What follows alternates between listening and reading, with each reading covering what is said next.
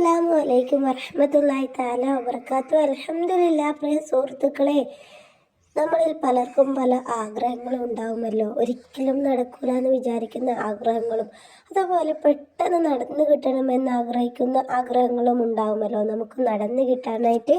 അപ്പോൾ ഇത്തരം ആഗ്രഹങ്ങൾ നമുക്ക് പെട്ടെന്ന് സാധിപ്പിച്ചെടുക്കാനുള്ള ഒരു എളുപ്പ വഴി ഞാൻ നിങ്ങൾക്ക് പറഞ്ഞു തരാം.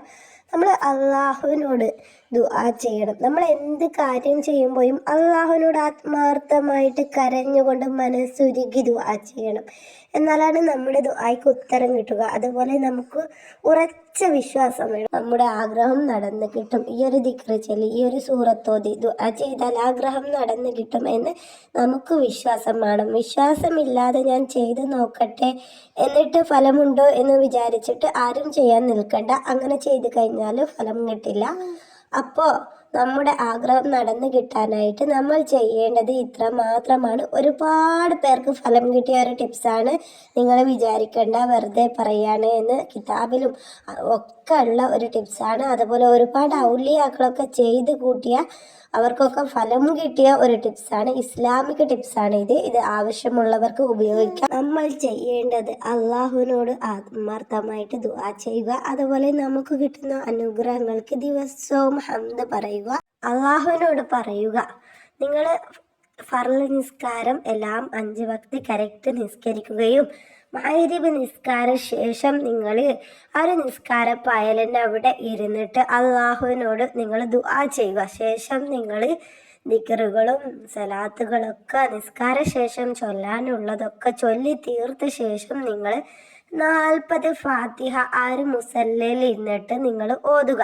ഇത് ഓതുന്ന സമയത്ത് നമ്മളെ വന്നിട്ട് ആരും ഇടങ്ങാറാക്കരുത്. അതിങ്ങെടുക്ക് ഇതിങ്ങെടുക്ക് ചായങ്ങെടുക്ക് എന്നെല്ലാം പറഞ്ഞിട്ട് ഇടങ്ങാറാക്കിയിട്ട് അവരോട് ഒന്ന് മറുപടി പറഞ്ഞ് ബാക്കി ഓതി അങ്ങനെ കളിച്ചിട്ട് ഓതരുത്. ആരോടും സംസാരിക്കാതെ ഒരിരിപ്പിലിരുന്നിട്ട് നിങ്ങൾ 40 ഫാത്തിഹ ഓതി തീർക്കുക. 15 മിനിറ്റ് 30 മിനിറ്റോളം നിങ്ങൾക്ക് അതിൻ്റെ ഉള്ളിൽ ഓതി തീർക്കാൻ കഴിയും. ചിലർക്ക് 15 മിനിറ്റ് കൊണ്ട് ഓതി തീർക്കാൻ കഴിയും. പിന്നെ നല്ല അക്ഷരത്തെറ്റില്ലാതെ ഇഖ്ലാസോടുകൂടി നിങ്ങളുടെ ആഗ്രഹം മനസ്സിൽ കൊണ്ടുവന്നിട്ട് നിങ്ങൾ അള്ളാഹുവിനോട് ആദ്യം ഓതി തുടങ്ങുന്നതിന് മുന്നേ ദുആ ചെയ്ത് ശേഷം നിങ്ങൾ ഓതുക.